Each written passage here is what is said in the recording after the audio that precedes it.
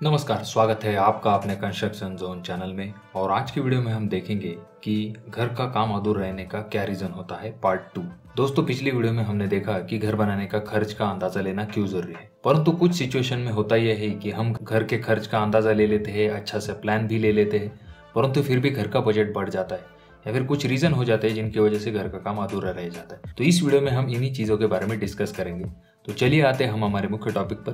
परंतु इससे पहले मैं आपसे, अगर आप चैनल पर नए आए हो तो चैनल को जरूर सब्सक्राइब कीजिए। चलिए देखते हैं वो कौन कौन से रीजन होते हैं। जब आपका घर का काम शुरू हो जाता है तो आपको तरह तरह की सलाह आना शुरू हो जाता है, जैसे कि किसी ब्रिज का या फिर किसी टावर का, बड़े टावर का काम अगर शुरू है तो ऐसे जगह पे लोग आपको सलाह नहीं देंगे, परंतु जब आपका घर का काम शुरू हो गया है ऐसे वक्त में आपको सलाह देने वाले बहुत से लोग हो जाते हैं। और इनमें से सही सलाह आपको पकड़ना जरूरी है और गलत सलाह को आपको दूर रखने के लिए जरूरत है। मैं वापस से एक बार रिपीट करना चाहूंगा, आपके जो कोई भी इंजीनियर उनके सलाह से ही आगे का काम करे। अब होता यह है कि जब आपका घर का काम शुरू हो जाता है तो आपको कुछ इस तरह की सलाह मिल जाती है कि घर का काम तो एक ही बार होता है, बार बार थोड़ी ना होता है, इसीलिए आप ये चीजें इस्तेमाल करो, वो चीजें इस्तेमाल करो। परंतु देखिए, आपको जो है घर की स्ट्रेंथ के बारे में कभी भी कोई कॉम्प्रोमाइज नहीं करना चाहिए। परंतु जब फिनिशिंग आइटम आते हैं या फिर जो कोई फैंसी आइटम आते हैं जिन्हें हम, तो इनके लिए आपको ज्यादा खर्च करने की जरूरत है या नहीं, ये आप खुद सोच लीजिए। उसके बाद में होता यह है कि आपको लोग बोलते हैं अरे एक आधा रूम बढ़ा दीजिए, आपको जरूरत पड़ेगी आपकी फैमिली के हिसाब से। देखिए, हर एक चीज आपकी जो कोई भी आपके साथ आती है वो डिपेंड होती है आपके जेब के साथ। जैसे कुछ लोग काम शुरू कर देते हैं, शुरुआत में स्लैब तक उन्हें खर्च का अंदाजा नहीं आ जाता और उन्हें लगता है इतना पैसा भी नहीं खर्च हुआ। उसके बाद वो सोच लेते कि हम ऊपर ही मंजिल बना लेंगे या फिर कोई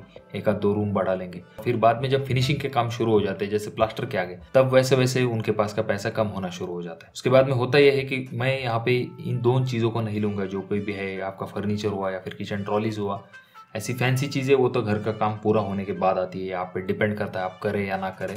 जैसा कि मैंने कहा कि वो कुछ एक्स्ट्रा चीजों पे खर्च कर देते, बालकनी बढ़ा लिया या फिर कोई ओटा बना लिया और उसके बाद में या फिर ऊपर ही मंजिल ही बना दी डायरेक्ट, तो ऐसी चीजें वे लोग करते हैं। अगर ये आपके बजट में है तो करना बहुत ही अच्छी बात है, पर क्योंकि आगे इसका खर्च तो ज्यादा आएगा। पर अगर आपको जरूरत नहीं है और आपके बजट में नहीं है तो फिलहाल के लिए उस चीज को आप टाल दीजिए। उसके बाद में होता यह है कि कुछ लोग, अब जैसे कि डोर फ्रेम की लकड़ी है, ऐसी महंगी लकड़ी इस्तेमाल कर दी, उसके बाद में महंगा सा ग्रेनाइट लगा लिया, या फिर प्लम्बिंग में महंगे या फिर branded cock, mixer, basin, commode, ऐसी चीजें लगवा ली। अब देखिए, कॉक जो है मार्केट में जो है 50 रुपए से लेके 50,000 तक कॉक अवेलेबल है, परंतु ये डिपेंड करता है अपने ऊपर किस तरह का कॉक या फिर किस तरह की फिटिंग्स इस्तेमाल करेंगे, हमने उस चीज का कितना बजट रखा है और इससे हमारे बजट पे कितना इफेक्ट होगा, ये हम पे डिपेंड करता है। उसके बाद में जैसे देखिए, अगर आपके पास हार्ड वाटर है, ऐसे टाइम पे वो जो नल है आपके, जो कॉक है, वो चौकअप हो जाते हैं, तो इलेक्ट्रिक में बहुत ज्यादा पॉइंट निकालेंगे जिनकी जरूरत ही नहीं, जैसे कि फुट लाइट है।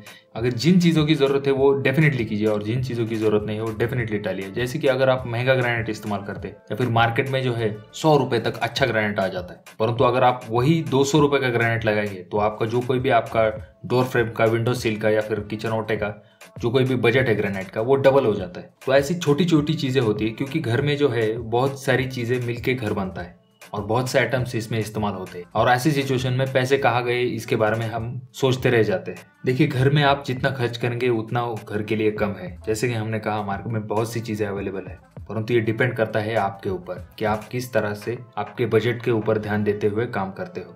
तो दोस्तों, यही था आज का वीडियो, और अगली वीडियो में हम देखेंगे जो कि भी फर्स्ट स्टेप होना चाहिए था इस सीरीज का, जो कि है प्लान की अहमियत क्या है, प्लान क्यों बनाना जरूरी है, इसके बारे में हम देखेंगे। आपके बारे में हम अगली वीडियो में डिस्कस करेंगे। आपके कोई सवाल हो तो आप जरूर नीचे कमेंट कीजिए, और आपको वीडियो पसंद आएगी तो इसे लाइक कीजिए और चैनल को जरूर सब्सक्राइब कीजिए। मैं मिलूंगा आपको अगली वीडियो में। धन्यवाद।